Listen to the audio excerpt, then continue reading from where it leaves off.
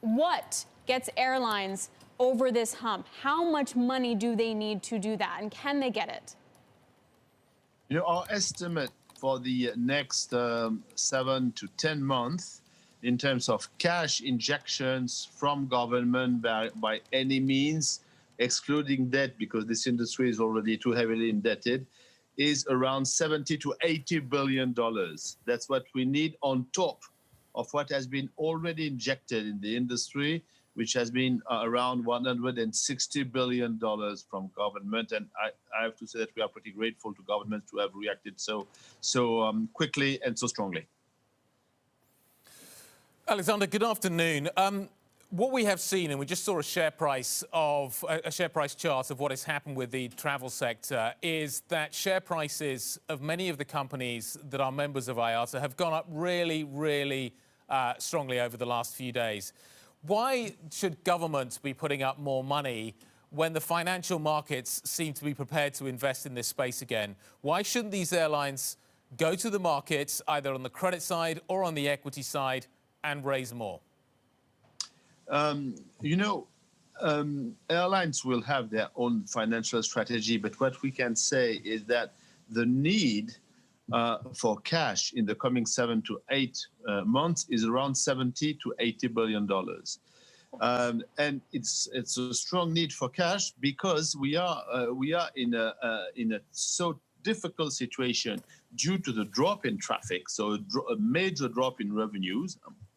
We will have lost by the end of 2021 a year of revenues. So something like more than $800 billion. So you can imagine the stress under which we are in terms of cash shortage.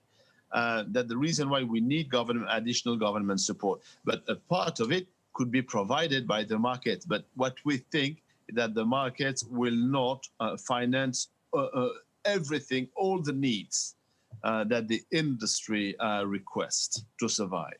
That's the reason why we are asking for additional government support.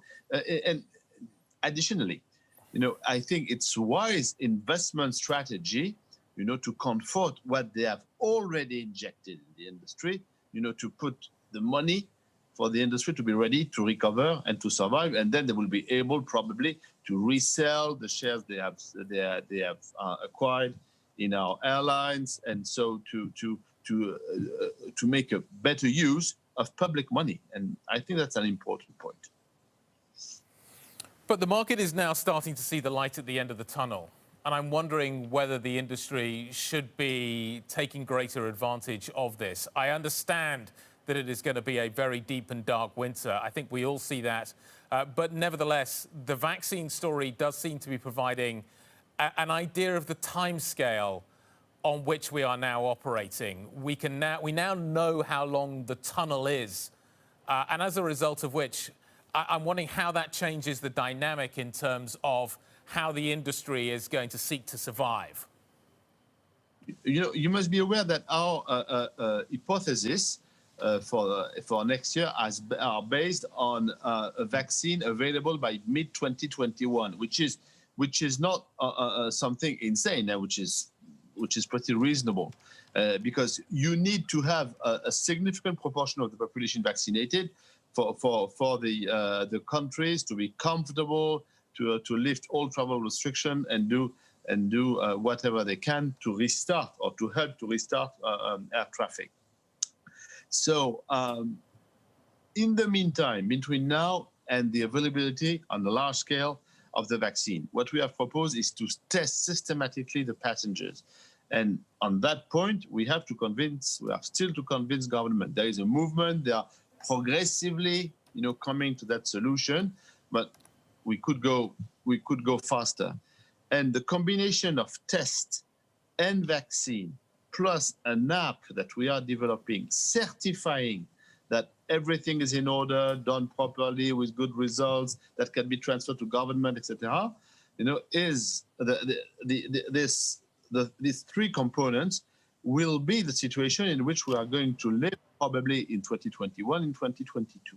And it will be the condition for a good and a strong restart of the industry. And it explains why the financial markets are pretty optimistic, because there is light at the end of the tunnel, but not immediately. So I guess I just get really confused then as to how you get all governments in the world to all agree and certify test results and all agree and certify vaccinations to make that pitch feasible. We are working, in two directions. First of all, we are working within the International Civil Aviation Organization with the contribution of WHO plus health authorities to establish, testing protocols, testing manual, implementation guidelines for governments when they will implement, systematic testing for passengers. So that is ready. It has been issued, and now we have to convince each state to adopt it. And secondly, we are working with 21 key states in aviation to adopt these measures, as we did in May to first restart the industry by implementing the measures you have perhaps experienced: wearing masks, temperature control, disinfection of aircraft, and 238 countries and territories have already adopted these measures that were issued in May. So what we are working now is to have the same number of government and territories adopting the guidelines we have issued on testing under the umbrella of ICAO.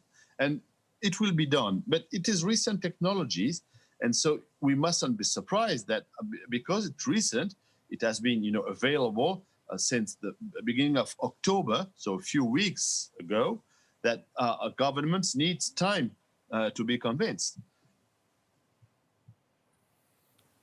How disappointed were you that we weren't able to reopen the North Atlantic using the testing protocols? Because it's been a real struggle to make that happen. And I'm wondering what lessons we can learn from the resistance that was felt on both the European side and on the US side to make that work. What can we learn from that we can apply to what happens when we get into the situation of dealing with vaccines? It's probably that we have to communicate, to exchange more and more information, and to consolidate our case in terms of testing with the relevant information coming from the various experiments we have all over the world. We have experiments in Canada, in the US, in the Middle East, in Europe, in Asia. We are collecting data to show to governments that it is safe to reopen borders, to get rid of quarantine measures or travel restrictions, provided you implement a safe, serious, secure systematic testing system. And it will be done, but it needs conviction. Just remember that the technology on which it will be based, mainly, which is the antigen test, was not available before October. So it's pretty new.